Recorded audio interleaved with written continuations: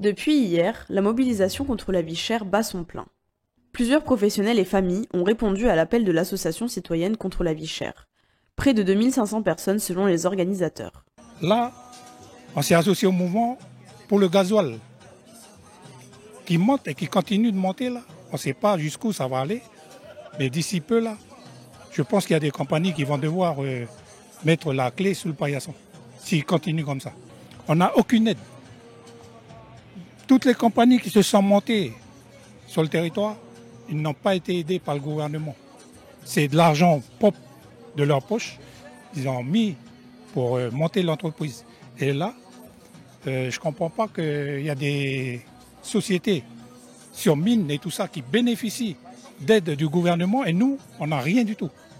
Moi, je suis venue en tant que mère célibataire ici parce que la vie, elle est de plus en plus chère. Donc, j'ai l'impression aujourd'hui de travailler pour payer mon essence pour aller au travail. Donc, c'est un cercle vicieux. On n'a même plus de quoi profiter avec les enfants.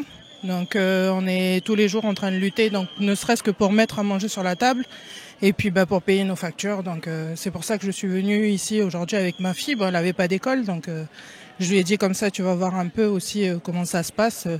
La vie pour qu'elle prenne conscience aussi que c'est pas facile tous les jours pour tout le monde. Force ouvrière s'est également ralliée au mouvement.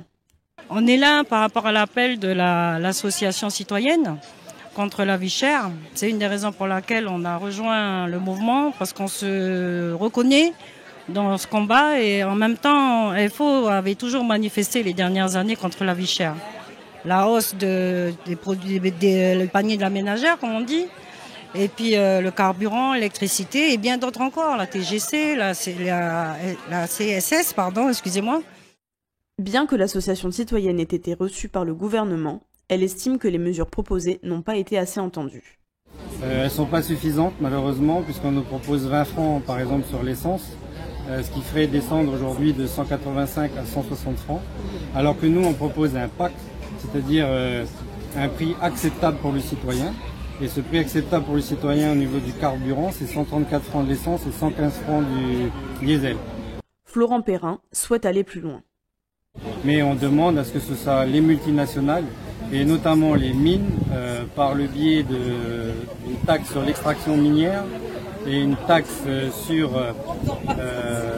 l'exportation de minerais, qu'on puisse remplir les caisses de la Calédonie. Voilà.